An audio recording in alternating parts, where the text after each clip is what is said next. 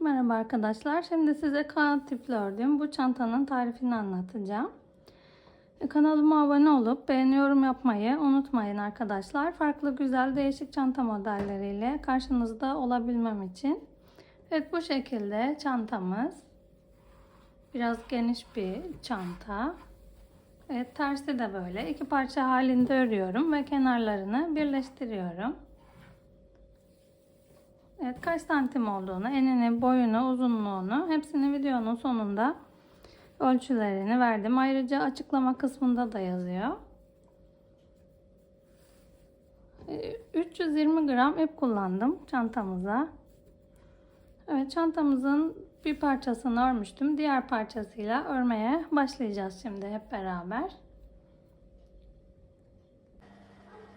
Çantamızın bir parçasını örmüştüm daha önce. Aynı parçadan sizle beraber örelim. Şimdi ikinci parçayı aynı şekilde örülüyor. Ölçülerini vereyim ben şimdi size. Çantamızın eni bayağı geniş bir çanta. Çantamızın eni 50 santim. Evet, bu orta yerinin yüksekliğini ölçelim. Bu en kısa yeri burası. Ortası 22 santim. Ve bu kenar kısmı daha uzun. Şu şekilde ölçünce 32 santim. Evet, buranın uzunluğu 32 santim. Bu aranın 22 santim. Buranın da 50 santim. Evet, askıdan başlıyoruz örmeye. Ya bu şekilde askımıza zincir çekerek başlıyoruz. Daha sonra 2 sıra askımızı örüyoruz. Daha sonra da çantamızı örmeye bu şekilde döne döne devam ediyoruz. Askımızın uzunluğunu da vereyim. Şuradan başlıyoruz. Ek yeri burası. Başka yerinde ek yerimiz yok. Askıda dümdüz öreceğiz. Şöyle yuvarlak gibi düşününce 70 santim uzunluğu var burayı sayarsak. Eğer saymazsak sadece üstten ölçersek 38 santim oluyor üst tarafın uzunluğu. Şimdi siz eğer askısını ben hazır kullanmak istiyorum ya da ayrı örüp dikmek istiyorum, birleştirmek istiyorum derseniz bu zinciri bu kadar örmeyip sadece buradan başlayabilirsiniz. Bu şekilde döne döne de örebilirsiniz. Ben sapıyla beraber ördüğüm için bütün başladım. Ama siz isterseniz buradaki aynı sayılar kadar zincir çekip buradan döne döne de başlayabilirsiniz çantaya sapını örmeden. Ama bu şekilde daha güzel oluyor bence. Kendiniz örecekseniz eğer sapını. Ama hazır askı kullanacaksanız tabi buradan örün siz. Dikersiniz. Daha sonra birleştirirsiniz askısını. Şimdi çantamızı örmeye başlayalım. Bu parçanın aynısından örmeye başlıyoruz. Evet, çantamıza 100 tane zincir çekerek başlayalım. Kağıt ip kullandım ben. Ve 3.50 milim tığ kullandım. Silinmiş biraz tığımın, örmekten tabii ki yıpranmış. 3.50 milim tığımız. Açıklama kısmında da yazacağım numarasını. Şimdi bu şekilde bir halka oluşturup zincirimize başlayalım. Bu şekilde. Buraya 100 tane zincirimizi çekelim. 1, 2, 3, 4, 5, 6, 7, 8, 9, 10. Evet, bu şekilde 100 tane olana kadar zincirlerimizi çekip gelelim. Evet, 100 tane zincirimizi çektikten sonra bu şekilde önü olan yeri kaybetmeden, zaten katip dümdüz durduğu için kaybolmuyor ama yine de dikkat edin siz yönüne. Evet, ilk yapmış olduğumuz zincire batarak üst kanadından bu şekilde içinden geçirip tığımızı buraya bir kaydırma yapalım.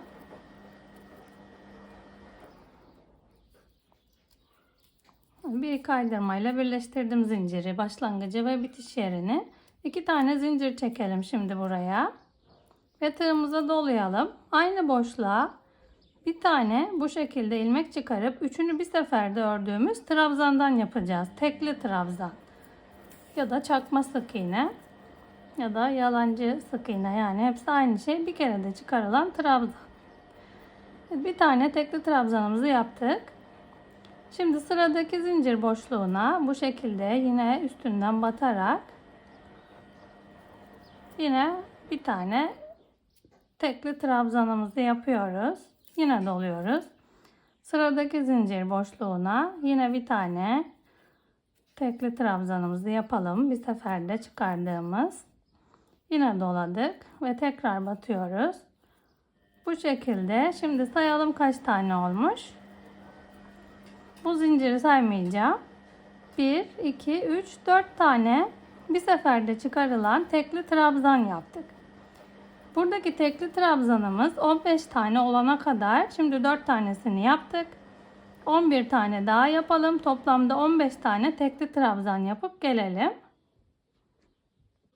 Evet, 15 tane tekli trabzanımızı yaptım. Sayıyoruz yine. 1, 2, 3, 4, 5, 6, 7, 8, 9, 10, 11, 12, 13, 14, 15. Evet, 15 tane tekli trabzanımızı yapıp geldik. Şimdi yine üstüne dolayalım. Sıradaki zincir boşluğuna yine bu şekilde batarak bir tane tekli trabzan yapıyoruz yine. Tekrar doluyoruz. Ve aynı boşluğa bir tane daha tekli trabzan yapalım. Şimdi 3 tane zincir çekeceğiz. 1, 2, 3. Ağız kısmındaki kareleri oluşturmak için, köşeleri burası. 3 zincirimizi 1, 2, 3 tane zincirimizi çektik. Şimdi aynı boşluğa batarak, dikkat edin, burada ikili trabzan yapıyorum artık. 1, 2. 2 seferde çıkarılan trabzan yaptık. Tekrar dolayalım. Ve aynı boşluğa bir tane daha ikili trabzan yapıyoruz. 1, 2. Şimdi bundan sonra bu sıraya diğer köşemizi oluşturana kadar 12 tane ikili trabzan yapacağız. Bu şekilde zincirlerin arka kanadından batıyoruz. Ve 1, 2 seferde çıkarılan normal ikili trabzanımızı yapıyoruz. 12 tane. Bu arttırmaları saymayacağım. Sadece ortaya yaptıklarımı sayacağım. Şimdi aklınız karışmasın. 12 tane yapalım. Arttırmalarla beraber 16 olmuş olacak. Ben arada kalanları saydım şimdi. Neyse, bu şekilde 12 tane trabzanımızı, bu ikisini saymayacağım. Burası köşemiz çünkü. Aradakini sayıyorum bu sırada. 1, 2, 3, 4, 5. 5 tane ikili trabzanımızı yaptık şu anda. 8 tane daha yapalım. 12 tane ikili trabzanımız olacak burada. Evet, yapıp gelelim ikili trabzanlarımızı. Evet, 12 tane ikili trabzanımızı yaptık. Sayalım yine. Bu iki taneyi saymayacağım. 1, 2, 3, 4, 5, 6, 7, 8, 9, 10, 11, 12. 12 tane ikili trabzanımızı yaptıktan sonra yine tığımıza dolayalım. Ve sıradaki zincir boşluğuna bu şekilde batıyoruz. Yine ikinci köşemizi oluşturacağız çantamızın ağzında. 1, 2, yine iki kez de çıkarılan ikili trabzan yaptık. Bir tane. Aynı boşluğa bir tane daha ikili trabzan yapıyoruz. 1, 2. Şimdi bu arada bu köşede olduğu gibi yine 3 tane zincirimizi çekelim. 1, 2, 3.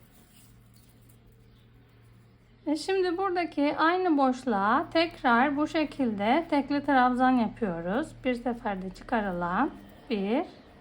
Yine aynı boşluğa bir tane daha tekli trabzan yapıyoruz. Dikkat edin, karıştırmayın. Eğer ikili trabzan yaparsanız da olur.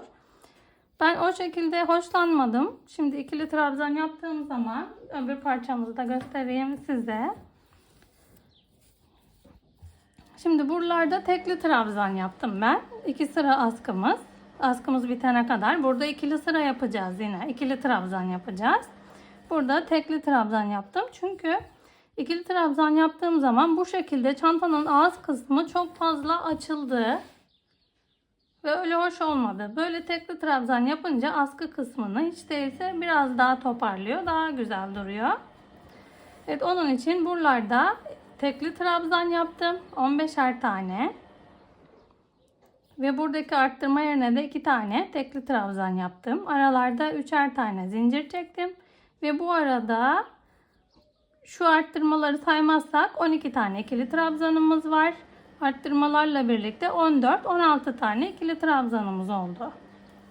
Evet, yani burada çok genişleme olmasın diye ben tekli trabzan yaptım. Ama siz isterseniz ikili trabzan da yapabilirsiniz. Karıştırırsanız hiç sorun değil.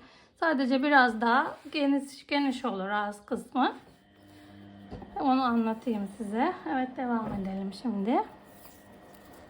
Evet, 2 tane tekli trabzan yaparak bu köşelerimizi oluşturduk. Şimdi burada yine aynı diğer karşıda olduğu gibi 15 tane tekli trabzan yapacağız. Bu zincirlerimizin arka kanatlarına yine her zamanki gibi batarak bu şekilde bir seferde çıkarılan tekli trabzanlarımızı yapıyoruz. 15 tane olacak. Arttırma yaptıklarımı saymadım yine. Siz öyle saymak isterseniz 17 tane burada tekli trabzan, 17 tane de burada olmuş oluyor. Şimdi bu şekilde buraya gelene kadar yine 15 tane tekli trabzanımız aynı hizaya geliyor zaten. Bitirdiğimiz zaman bu şekilde tekli trabzanlarımızı yapalım. 15 tane. Burada görüşelim. Evet, 15 tane tekli trabzanımızı yaptık, yine sayıyoruz. 1, 2, 3, 4, 5, 6, 7, 8, 9, 10, 11, 12, 13, 14, 15. Evet, bu aralarda 15'er tane tekli trabzanımız vardı. Bu arttırma yaptığımızla beraber 16-17 oluyor. Ben o arttırmaları saymadım. Örneğin içinde, kenarın içinde 15 tane tekli trabzan yaptık. Şimdi burada çantamızın ağız kısmı burası. Burayla buranın arası sap kısmı oluyor. Sap kısmında da 2 sıra sap kısmımız 2 sıra olacak. Ve bu ilk zincirin üstüne tekli trabzan yapacağız. Bir sıra boyunca buraya kadar aynı devam edelim. Bu şekilde bütün zincirlerimize birer tane tekli trabzanımızı yapalım. Bir kere de çıkartıyoruz. Evet, bu şekilde birer tane bütün zincirlerin yine arka kanadından batarak bu şekilde birer tane tekli trabzanımızı yapalım bütün zincirlere. İlk sıra olduğu için tutması zor. Evet, buraya kadar tekli trabzanlarımızı yapalım. Burada görüşelim. Hepsine birer tane tekli trabzanımızı yapıyoruz. Geliyoruz.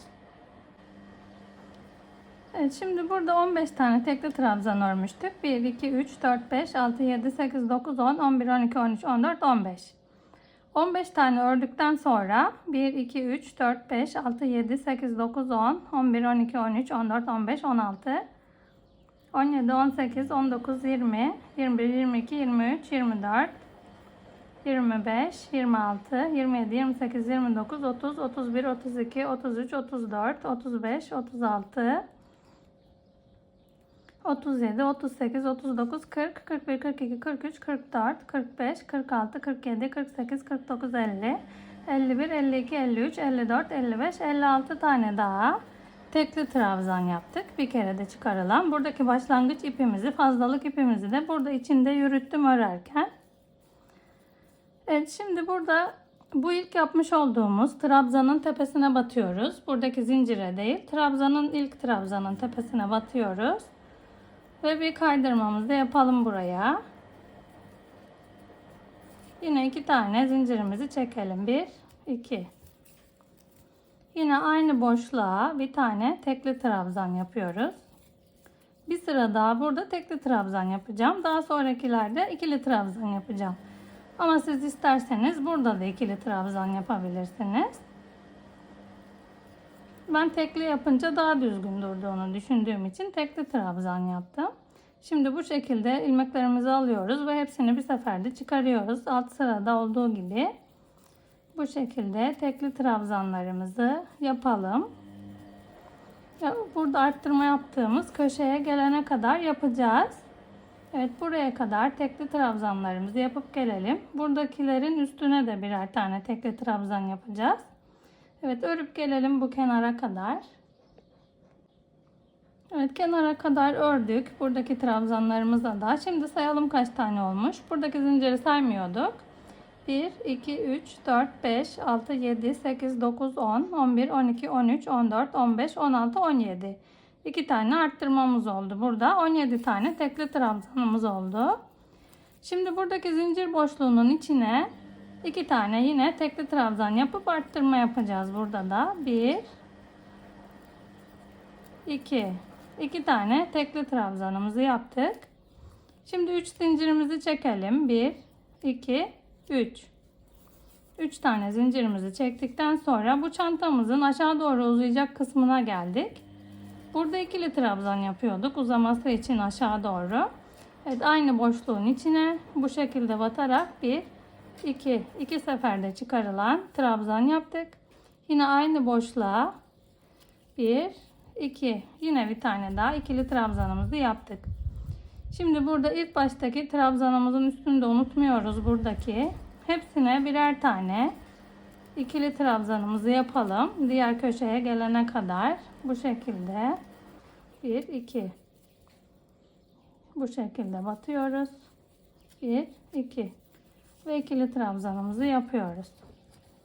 Evet, buraya bu arttırma yapmış olduğumuz 2 tane trabzanımız vardı. Bunların üstüne de 2 tane birer tane ikili trabzan yapıp öreceğiz buraya kadar. Hepsine birer tane ikili trabzan yapıp gelelim.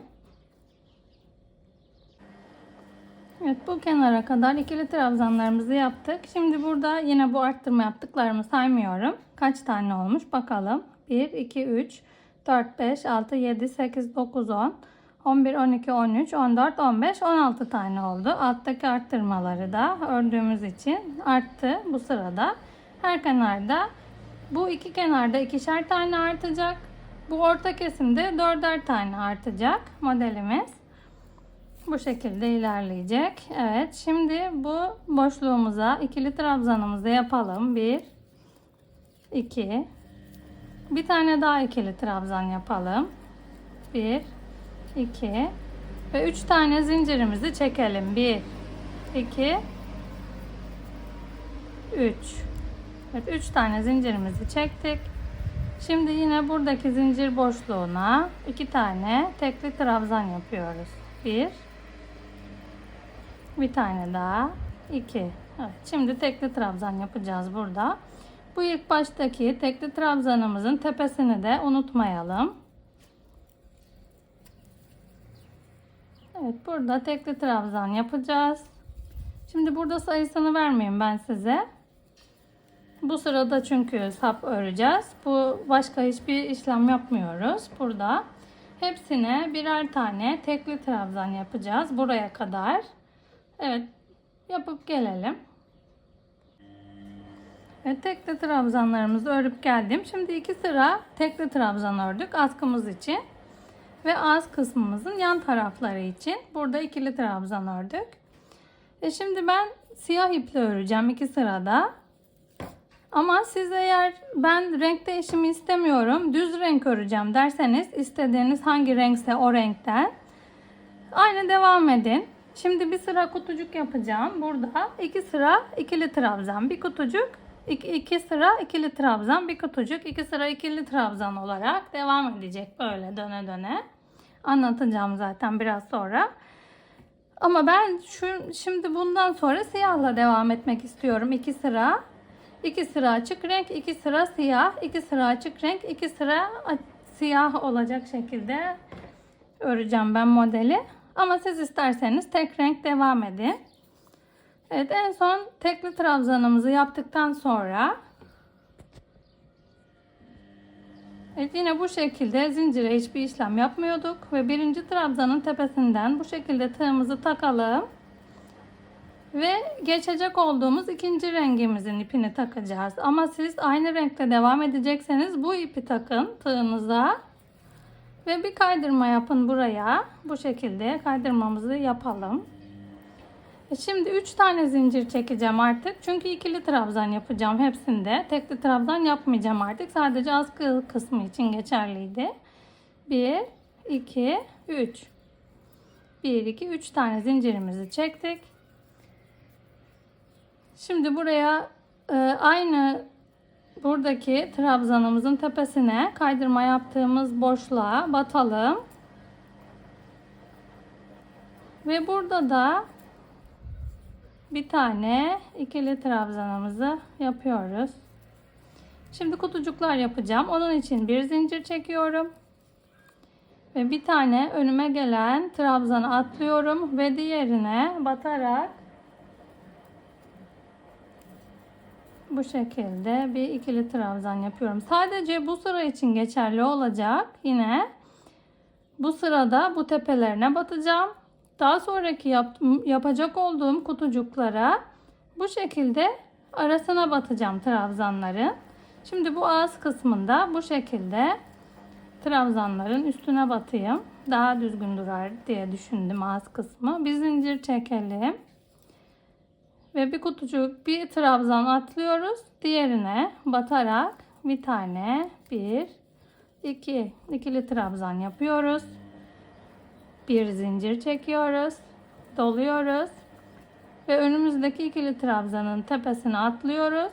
Ve diğerinden batarak bu şekilde bir, iki, bir tane ikili trabzan yapıyoruz. Evet, bu şekilde kutucuklarımızı yine bu köşeye kadar örelim. Bu köşeyi ben size nasıl yaptığımı anlatayım gelince. Evet, bu şekilde kutucuklarımızı aralarda birer zincir çekip altlarda birer tane boşluk bırakarak bu arttırma yaptığımız yere kadar, buradaki trabzana kadar ördüm. Bu arada bu açık renk olan ipimi kesmiyorum. O ipi bu kenara geldiğimde renk değişimleri yapacağım için bir bunu bir siyahı alarak dönüşümlü olarak burada ilerleteceğim. Şu şekilde görünecek kenarları. Ama ben daha sonra bu çantanın ağız kısmına bir işlem uygulayacağım için bunlar kaybolacak içinde. Hiç sorun değil. Sürekli kesip eklemesi olmasın diye bu ipiniz burada dursun. Daha sonra bu ipe geçeceğimiz zaman buradan bunu alıp devam edeceğiz. Şimdi burada sonuncu ikili trabzanımız, tekli trabzanımızın üstüne de bir tane ikili trabzan yaptık. Yine bir zincir çekelim burada. Ve buradaki üçlü zincir boşluğumuza batarak buraya ikili trabzan. Artık hep ikili trabzan yapacağız. Hiç tekli trabzan yapmayacağız. Bir tane ikili trabzanımızı yaptık. Şimdi zincir çekmiyoruz burada. Üstüne doladık. Yine aynı boşluğa bir tane daha ikili trabzanımızı yapalım. Ve şimdi 3 tane bu köşelerde zincir çekiyorduk. 1, 2, 3. 3 tane zincirimizi çektik. Ve buradaki aynı zincir boşluğuna batarak yine arttırmaya devam ediyoruz. 1. Yine aynı boşluğa batarak yine ikili trabzan yapıyoruz. Buraya da 2 tane. Artık hepsini ikili trabzan yapacağız. Şimdi üstüne doladık ve buradaki birinci trabzanımızı da unutmuyoruz. Buradan batarak yine üst sıralarda olduğu gibi kutucuk yapacağız şimdi burada.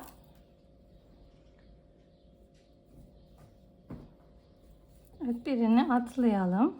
Unutmayalım. Direkt trabzana geçtim ben. Burada zincirimizi çekelim. Ve bu trabzanımızı atlayalım. Diğerinden başlayıp kutucuklarımızı yapmaya devam edelim. Bir zincir. Birini atlıyoruz. Diğerine ikili trabzan. Bu şekilde köşemizde sadece yan yana var. Diğer hepsinin arasında birer tane zincir var. Bir tane atlıyoruz. Diğerine yine ikili trabzan. Evet, bu şekilde kutucuklarımızı yapalım yine. Bir zincir çekeceğiz. Bunu atlayacağız. Diğerine bir kutucuk bu şekilde atlayarak aralarda birer zincirle kutucuklarımızı yapıp gelelim. Evet, bu en sonuncu trabzanın tepesine gelene kadar birer tane atlayarak kutucuklarımızı yaptık. Ve yine bu köşemize geldik. Bir zincir çekelim yine. Burada da bir kutucuk oluşsun, oluşması için. Buradaki zincir boşluğuna batarak ikili trabzanımızı yapıyoruz. Aynı boşluğa bir ikili trabzan daha yapıyoruz.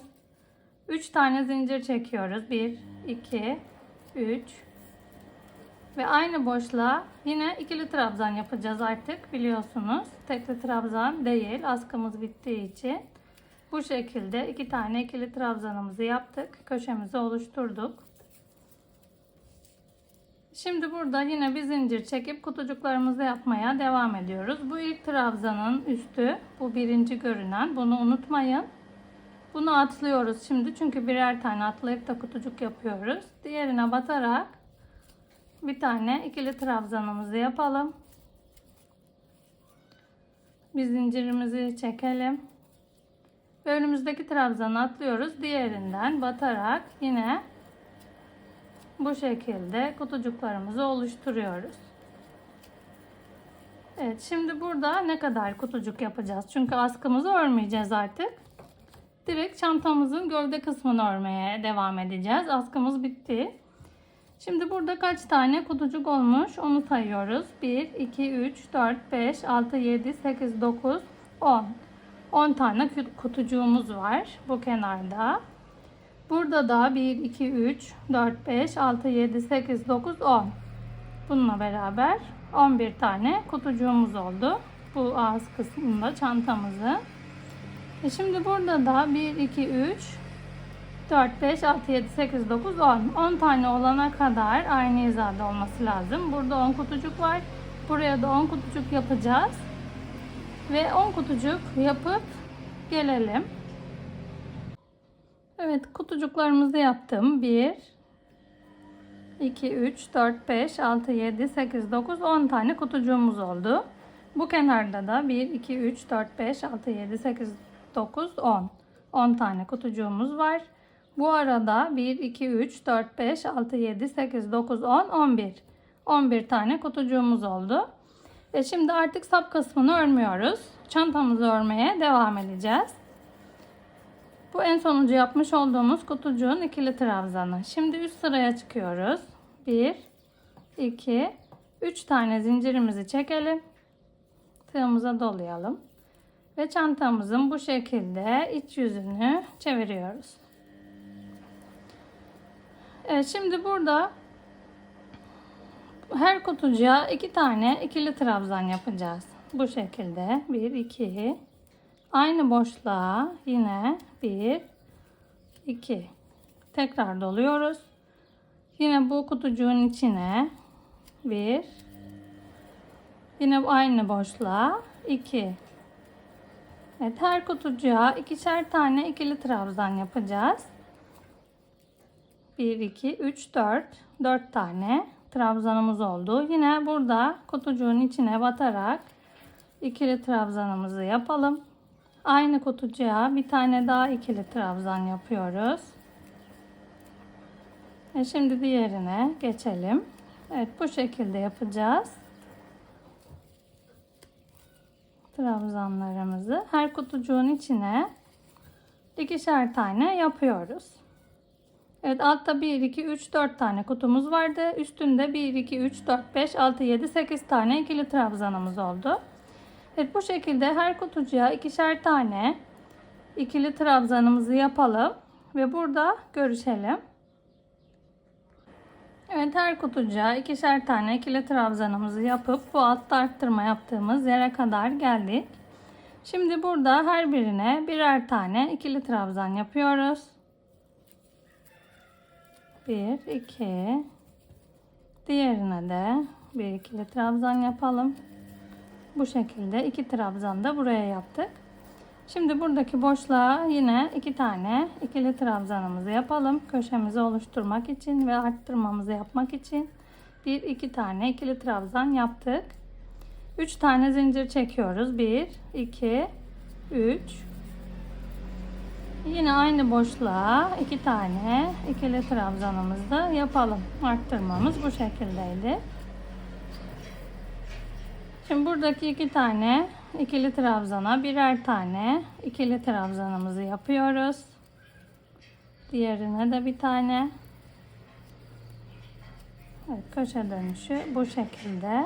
koyu renk olunca inşallah görünüyordur. 2 tane, ikişer tane ikili trabzanımızı yaptık. Araya 3 zincir çekerek burada her trabzana birer tane ikili trabzan yaptık.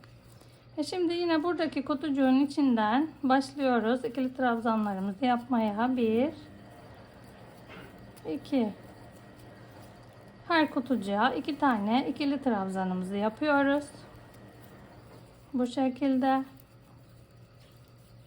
kutucuğun içine batarak ikili trabzanlarımızı yapacağız bu kenara kadar. Yine bu kenara gelince hepsine ikişer tane ikili trabzanımızı yaptıktan sonra aynı bu kenar gibi buraya da yaptıktan sonra burada birer tane bunların tepesine de yaptıktan sonra buradaki olduğu gibi bu boşluğun içine 2 tane ikili trabzan yapıp araya 3 tane zincir çekiyoruz ve aynı boşluğa 2 tane daha ikili trabzan yapıyoruz. Ve bu kenarda da bu trabzanların tepesine birer tane ve kutucuklara ikişer tane olacak şekilde bu şekilde bu sıramız böyle ilerliyor. İkili trabzanlarımızı yapıyoruz ve bu kenara kadar geliyoruz. Bu kutucuğun içine de 2 tane trabzan yapıp buradaki zincirimizin tepesine bir tane ikili trabzan yaparak dönüşümüzü yapacağız. Ve açık rengimize geçeceğim ben. Siz bu şekilde burayı yapıp gelin. Ben de örüp geleyim. Aynı bu şekilde bu kenar ve bu ortası da ikili trabzan her kutucuğa olacak şekilde ve bu köşeyi de buraya uygulayarak aynısını örüp gelelim bu şekilde. Evet, örüp geldim. Hepsine ikili trabzan yaptık.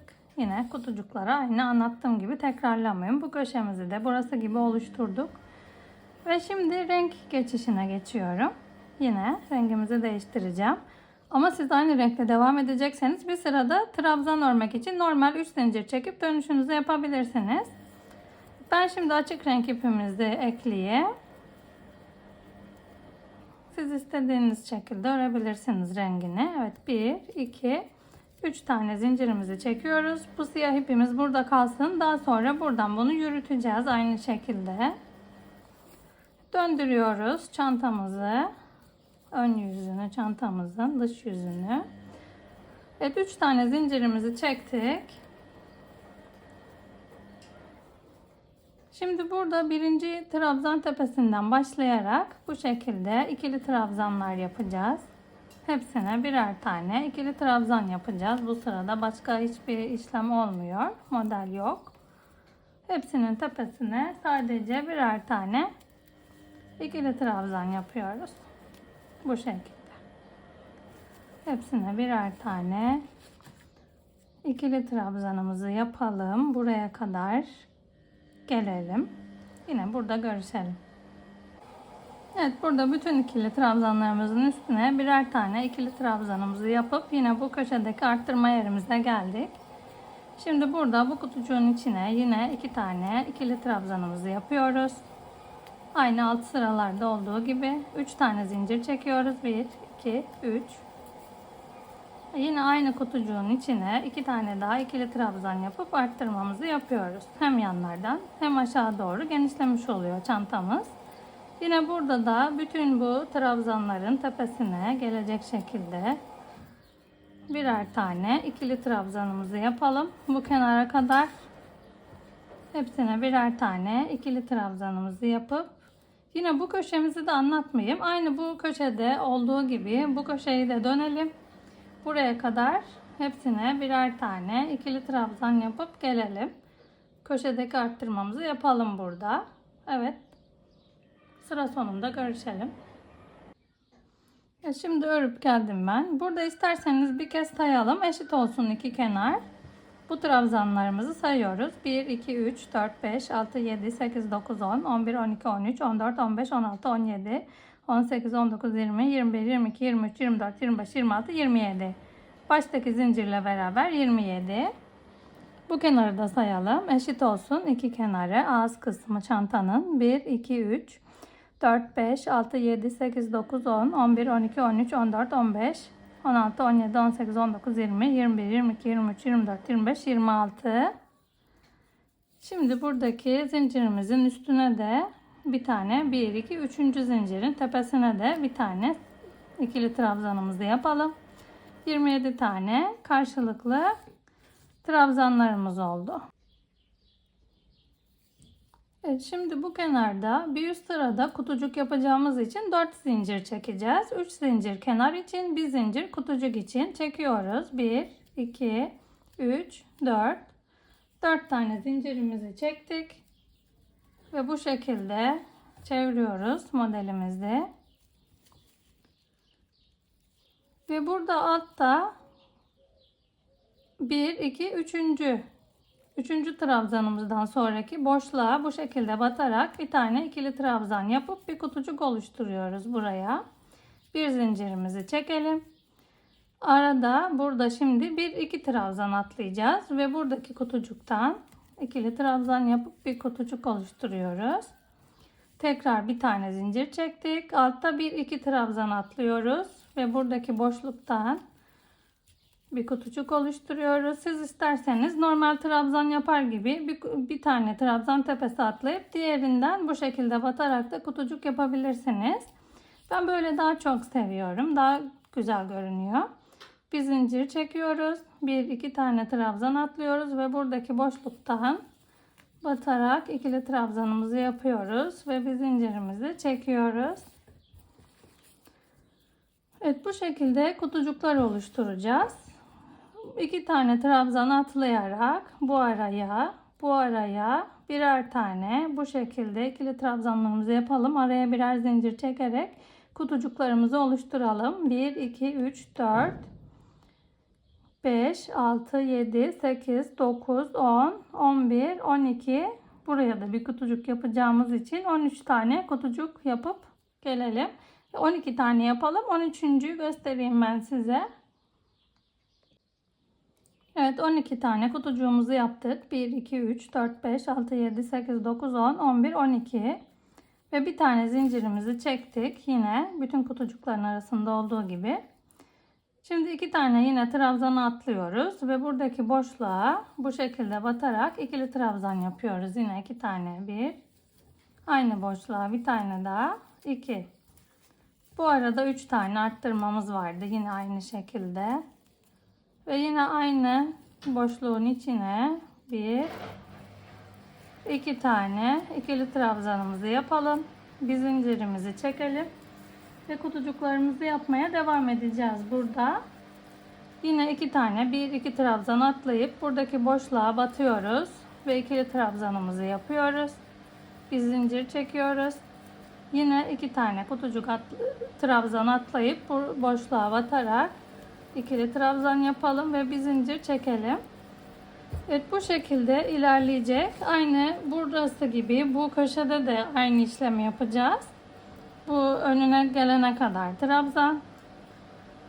Yani kutucuk ve buraya batarak bir kutucuk ve burada arttırmamızı yapıyoruz. Aynı şekilde buraya uygulayalım. Ve yine bu kenarda 13 tane kutucuğumuzu yapıp bu kenarda görüşelim. Evet, şu an 12 kutucuk ördük. 1, 2, 3, 4, 5, 6, 7, 8, 9, 10, 11, 12. Şimdi 13. öreceğiz. Bu kenarda da 13 taneydi kutucuğumuz. Evet, buradaki zincirimizin üçüncüsüne, en üstüne yine bir zincirimizi çektik. Batıyoruz ve ikili trabzanımızı yapıyoruz. Şimdi burada ben yine renk değiştireceğim için siyah rengimle geçeceğim. Yaptım trabzanımızın son ilmeğini. Siz aynı renkle örecekseniz açık renkle devam edin. 1, 2, 3 tane zincirimizi çektim. Çantamızın bu şekilde döndürdüm. Ve buradaki trabzan kutucuk boşluğuna 2 tane ikili trabzan yapacağım şimdi. 1, 2. Şimdi diğer kutucuğun içine 2 tane ikili trabzan yapıyoruz. Sadece ikili trabzan yapacağız bu sırada. Ama çantamızın yine köşe kısımlarında arttırmalarımızı yapacağız. Evet, bu şekilde kutucukların içine ikişer tane ikili trabzanlarımızı yapıyoruz.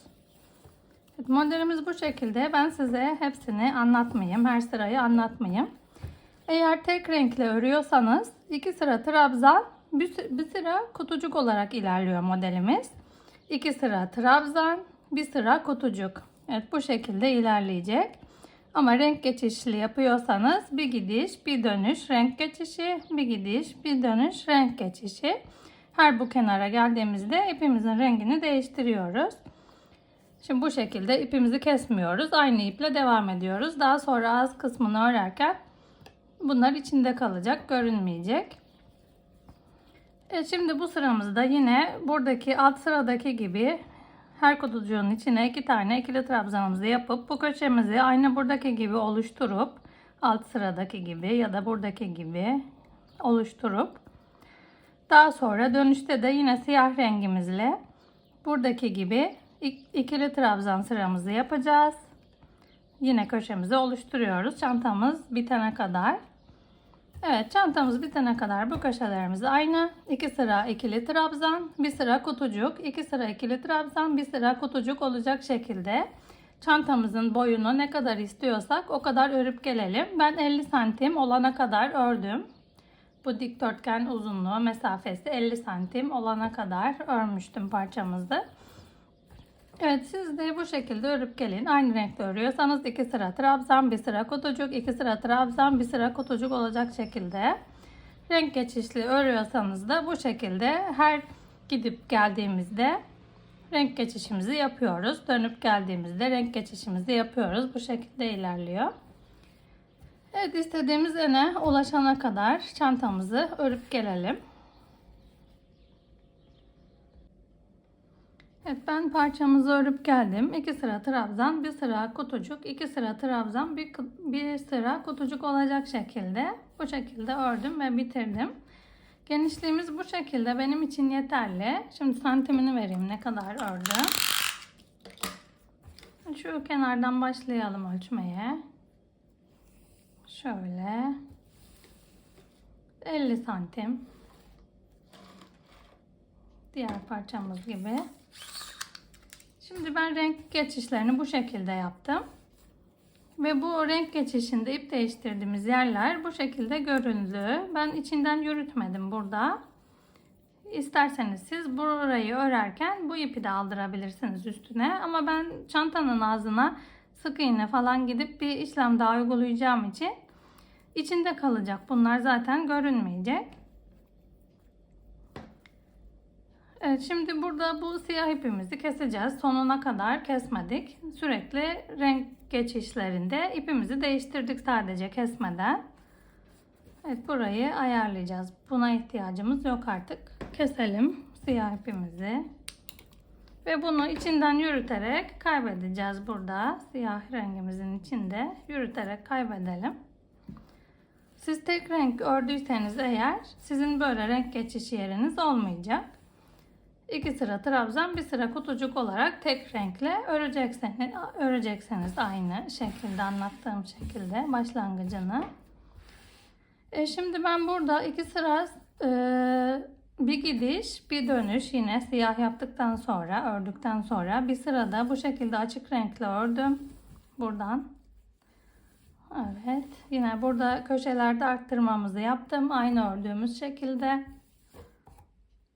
Bu köşelerde arttırmamızı yaptım. Normal örüyormuşuz gibi.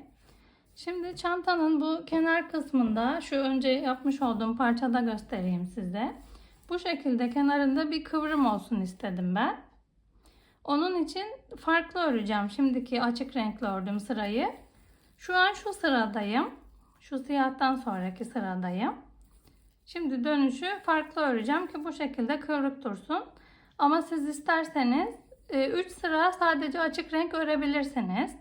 Bu köşelerde arttırma yapmadan anlatacağım şimdi orayı da.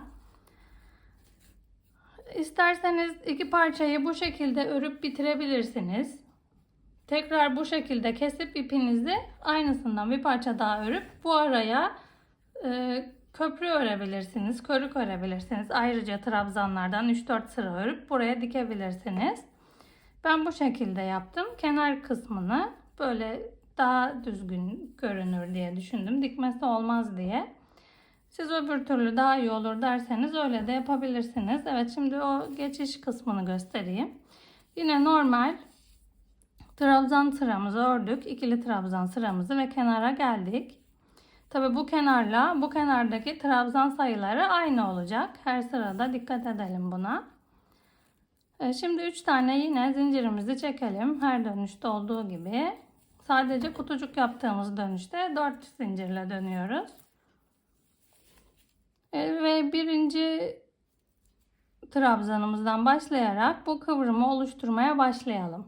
3 tane zincirimizi çektik.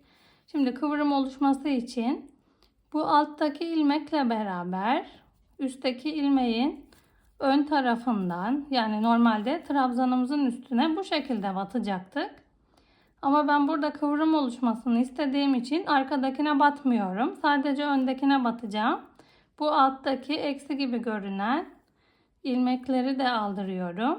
Ve bir kanadını buradaki trabzanımızın üstündeki görünen ilmeklerin benden tarafa bakan bir ilmeğini tutturuyorum. Ve bu şekilde yapacağım ikili trabzanımızı. Kıvrım oluşması için. Ama siz normal trabzanlar da yaparsanız yine ortada dikerek birleştireceğimiz için biraz dönüş olur. Zorlanırsanız eğer. Şimdi yine göstereyim. Bu alttaki ilmekle beraber bu üstteki en öndeki ilmeğe buradaki bir tane kalacak. Onu örmeyeceğiz. Batıyoruz ve ikili trabzanlarımızı bu şekilde yapıyoruz. Kıvrım oluşsun diye yani. Düz de örebilirsiniz. Ya da yan tarafa ayrıca körük örüp daha sonra dikebilirsiniz. Şimdi ben bir sıra bu şekilde öreceğim. Bu şekilde yine hepsine böyle aldırarak tığımızda örelim. Buraya kadar gelelim. Arttırma yaptığımız yere kadar. Burada görüşelim. Evet, ilmeklerimizin ön kısımlarından batarak bu şekilde kenarımızı oluşturduk. Buradaki arttırma yapmış olduğumuz iki trabzana da aynı şekilde battım. Buradakiler gibi. Şimdi bu köşede arttırma yapmayacağımız için 3 tane zincir çektik. 3 tane trabzan yapacağız bu boşluğa. 1 ikili trabzan yapıyoruz. 2 3. Evet, 3 tane ikili trabzanımızı yaptık. Dönüş için, köşemiz için arttırma yapmadık. 1 2 3 tane ikili trabzanımızı yaptık. Evet, bu alt tarafımıza da, çantamızın alt kısmına da yine aynı şekilde batacağız trabzanlara. Bu şekilde alttaki ilmeklerle beraber öndeki ilmekleri aldıracağız. İkisini bir böyle yine. Arkadaki boş kalacak. Biraz önce anlattığım gibi. Evet, bu şekilde buradaki diğer köşeye kadar da bu şekilde batalım. Ve trabzanlarımızı oluşturalım. Arka kısımları kalıyor örerken. Yani çantanın ön kısmından bu şekilde görünüyor kenar kısmı. Ön ilmeklere battığımız için. Evet, şimdi buraya kadar örelim. Bu şekilde batarak, yine aynı şekilde batarak bu arkadaki ne batmayacağız. Yani bu şekilde batmıyoruz. Hepsine bu şekilde alttakiyle beraber öndekine batıyoruz. Evet, bu şekilde bütün hepsine birer tane trabzanımızı yapalım. Bu ikisi de dahil. Buradaki zincire diğer köşede olduğu gibi 1 2 3 tane trabzan yapıyoruz boşluğa batarak. Ve bu kenarda da yine aynı şekilde batıyoruz trabzanlara, iki kanadından içe doğru. Ve bu kenara kadar bu şekilde öreceğiz. Evet, bu kenara kadar örüp gelelim. Evet, bir sıra boyunca anlattığım şekilde trabzanlarımızı örüp geldik. Bu boşluklara üçer tane ikili trabzan yaptık. Bu köşelere. Evet, bu şekilde hepsine birer tane ikili trabzanımızı yapıp geldik. Şimdi burada yine 3 tane zincirimizi çekelim. Ve yine modelimizi çevirelim. Şimdi burada hepsinin tepesine birer tane trabzan yapacağız. Bu ilk baştakine yapmıyoruz. Bu zincirin trabzan sırası çünkü. İkinci trabzanın tepesinden bu şekilde normal tepesinden batarak ikili trabzanlarımızı yapalım. Evet, bu şekilde normal batıyoruz trabzanlarımıza. Ve hepsine birer tane ikili trabzanımızı yapalım.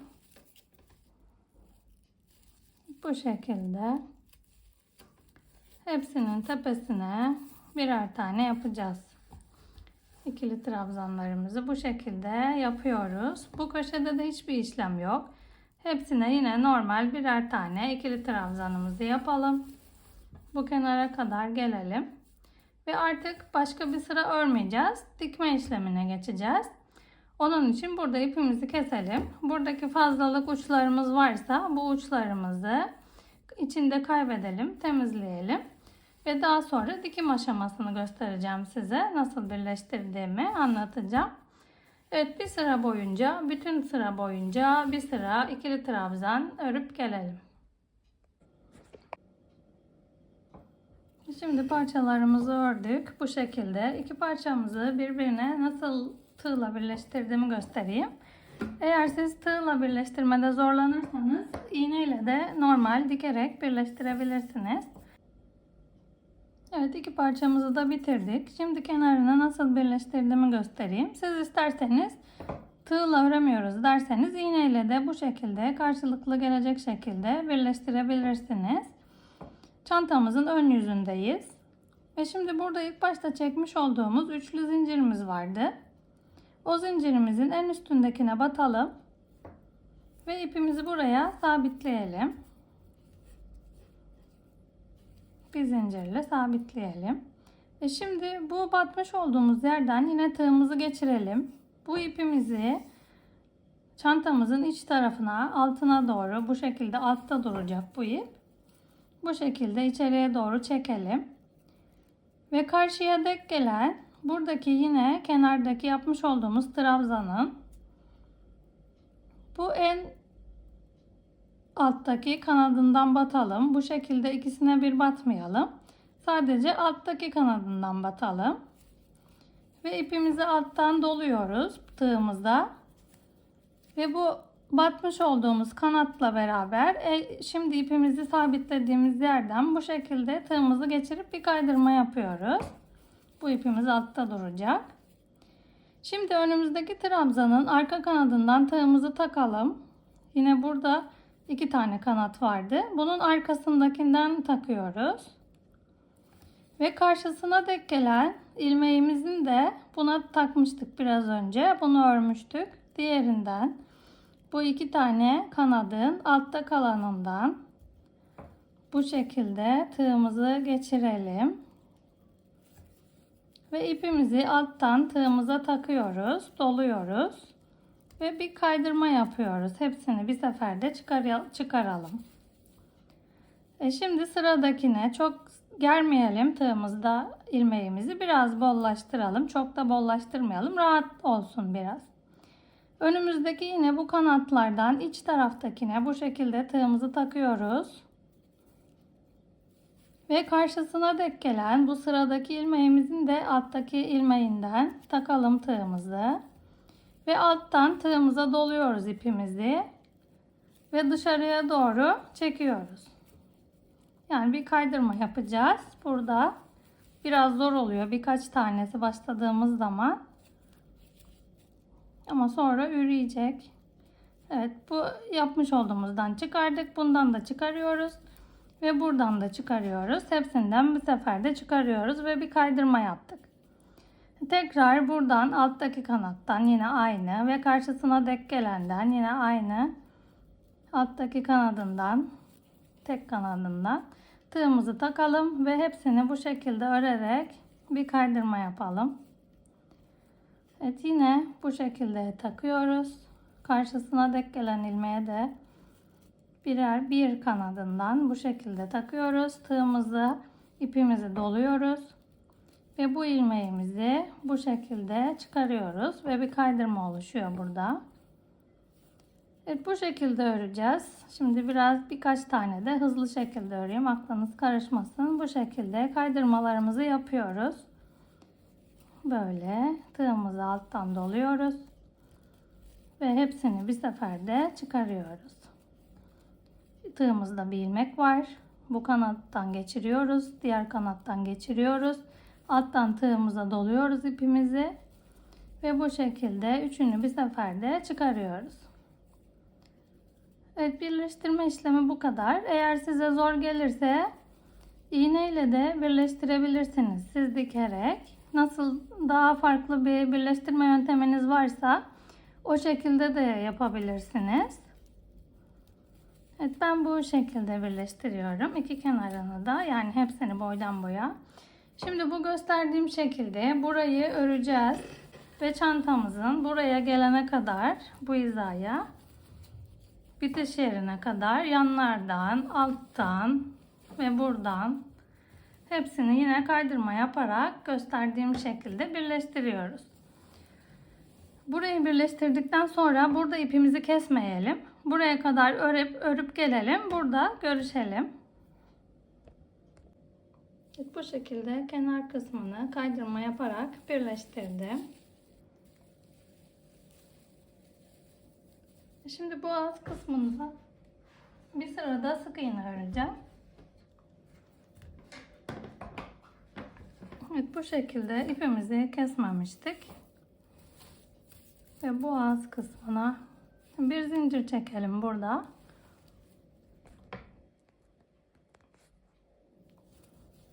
Şimdi bu şekilde trabzanlarımıza tam olarak batmayalım. Şöyle içlerinden batalım rastgele. Nereler daha düzgün, uygun gibi gelirse kanatlarından takarak yapalım sık iğneleri. Şimdi şu şekilde batınca delik oluşuyor. Yine böyle batınca çok delik oluşmuyor. Bir sıra boyunca sık iğnelerimizi yapalım bu ağız kısmına.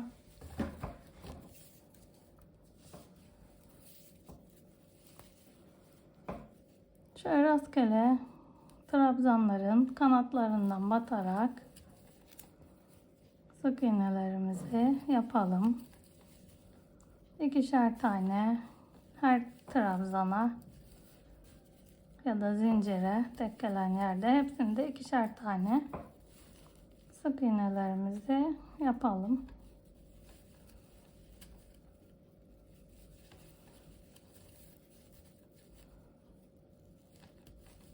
Zincirlerinden de yine bu şekilde tek kanatlarından geçirelim tığı. İsterseniz tam da batabilirsiniz ama daha çok boşluk oluşur o zaman. Bu şekilde sık iğnelerimizi yapalım. Çantanın ön yüzü tabi burası. Şu askı olan yere kadar bir sıra sık iğnemizi yapalım buraya kadar. Evet, askımızın olduğu yere kadar sık iğnelerimizi yaptık. Şimdi burada askımızın kenarına bir sıra model uygulayacağım. Bir sık iğne ile birleştirelim burayı. 3 tane zincir yapalım. 1, 2, 3. Aynı boşluğa bir sık iğne daha yapalım. Şimdi bir tane ilmek atlayalım. Diğerine batalım. Bir sık iğne yapalım. Ve 3 zincir çekelim. 1, 2, 3. Aynı boşluğa yine bir tane sık iğne yapalım. Yine bir sık iğne atlıyoruz. Diğerine bir sık iğne yapıp 1, 2, 3 tane zincir çekelim. Ve aynı ilmeğin içine bir tane daha sık iğnemizi yapalım. Evet, modelimizi bu şekilde bir ilmek atlayarak uygulayalım. 3 zincir çekip aynı yere batıyoruz sık iğnelerimizi. Ve bu kenara kadar gelelim modelimizi. Ve daha sonra bu kenarda bu iplerimiz de tabi içinde kalacak. Bu eklemiş olduğumuz iplerimiz. Bu iplerimiz de içinde kalacak şekilde bu şekilde sık iğnelerimizi yap. Burada da aynı yine trabzanlarımıza, zincirlerimize ikişer tane sık iğnemizi yaparak Şuna bir işlem yapmayın. Buradan buraya geçin direkt. Bu şekilde sık iğnelerimizi yapalım. Bu kenarda da aynı şekilde hepsine ikişer tane sık iğnemizi yapalım. Ve askımıza gelince yine bu işlemi uygulayalım. Ve burada da yine bu ipleri içinden yürüterek hepsine ikişer tane, her trabzanın kenarına ikişer tane sık iğnelerimizi yapalım. Ve başlamış olduğumuz yere kadar, bu kenara kadar sık iğnelerimizi örüp gelelim. Evet, az kısmımızın sık iğnesi bitti. Bu şekilde. Askılarımız da bu şekilde göründü. Ve az kısmımız da bu şekilde oldu. Bu içinde ip yürüttüğüm kısım. Onlar da aralarda kayboldu. Şimdi burada nasıl bitirdiğimi göstereyim. İpimizi keselim. En son sık iğnemizi yaptıktan sonra. Ve bu ilmeğimizi buradan çıkaralım. Ve ilk başlamış olduğumuz buradaki sık iğnenin ilmeklerinin altından bu şekilde takalım tığımızı. Ve ipimizi arkaya doğru çekelim. Ve burada en sonda yapmış olduğumuz sık iğneden bu çıkarmış olduğumuz ipi altındaki ilmekle beraber bu şekilde takalım ve ipimizi arkaya doğru çekelim. Bu diğer kenarda bu şekilde göründü. Buradaki trabzandan diğerine atladım. Arada kaldı burada yapmış olduğumuz kaydırmamız. Düzenleyelim. Fazlalık iplerimizi içine doğru çekip kaybedelim uçlarımızı.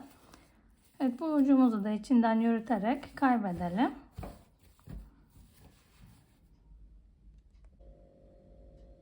Evet, çantamızın örülüşü bitti. Bu şekilde. Siz isterseniz askısına sadece sık iğne de yapabilirsiniz. Ya da isterseniz bu iç kısmına da bu modelden uygulayabilirsiniz. Ya da farklı model, istediğiniz başka bir model varsa onu da uygulayabilirsiniz. Ve şimdi çantamız kaç santim olmuş? Ölçülerini vereyim ben size. Bitmiş halinin de. Şu şekilde. Bu kenarda kaydırma yaptığımız yerlerden ölçeyim. Şöyle tam açık şekilde.